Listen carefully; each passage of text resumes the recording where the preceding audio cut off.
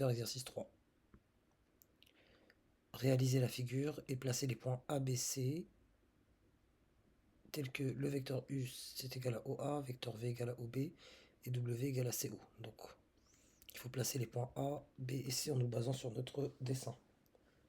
Dans un premier lieu, on va mettre notre point O sur notre feuille. Voilà notre point O, il est là. Je vais le mettre en rouge. La croix. Et lui à côté, voilà. O. Et je dois représenter le vecteur du coup OA. Je démarre à O et je vais vers A et c'est exactement le même mouvement que U. U, c'est ce fameux vecteur rouge. Il partait de là pour arriver là. La flèche permet de me dire le point d'arrivée. Ça consistait donc à faire 2 carreaux vers la droite et 2 carreaux vers le haut. Donc plus 2 vers la droite et plus 2 vers le haut. À partir de haut, j'effectue ce déplacement. Vous remarquerez que mes traits de construction sont en pointillés et je représenterai mon vecteur à la fin. Donc 2 carreaux vers la droite, puis 2 carreaux vers le haut, et puis je suis arrivé. J'indique mon point d'arrivée, qui est le point A, et je relie mon vecteur O à A, et j'indique la flèche, et on voit clairement que ce vecteur-là,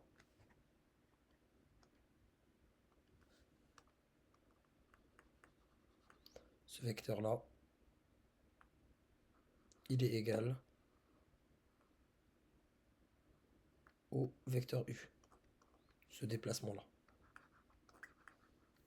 Maintenant, à partir de O, je dois faire OB, qui consiste à aller de O vers B et qui est égal au déplacement du vecteur V. Donc je démarre là. J'effectue d'abord un décalage vers la gauche de 1, donc moins 1, puis je descends 1, 2, 3, 2, 4. J'effectue un moins 4. Voilà ce déplacement pour arriver. C'est ce en quoi consiste le vecteur V. Je le fais à partir de haut ce déplacement, donc un décalage vers la gauche de 1 pas, puis je descends de 4 pas. J'arrive ici, ça sera mon point B.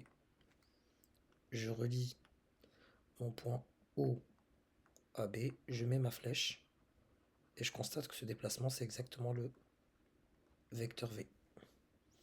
Enfin, pour le vecteur W, je démarre de là, j'avance d'un pas, je descends de un pas, c'est très simple, je le fais à partir de haut. J'avance de un pas, je descends de un pas, j'arrive ici, c'est censé être le vecteur, sauf que là, justement, là c'est là où le souci se pose, c'est qu'on ne me demande pas le vecteur OC, mais le vecteur CO. Donc je vais effacer ce que je suis en train de faire.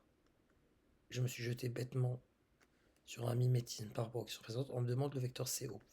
C'est-à-dire que c'est CO, C qui va vers O, qui consiste à faire ce déplacement. Donc il faut que je mette un point quelque part, je lève C, de telle sorte que lorsque il se déplace selon le vecteur W, il va se retrouver en haut.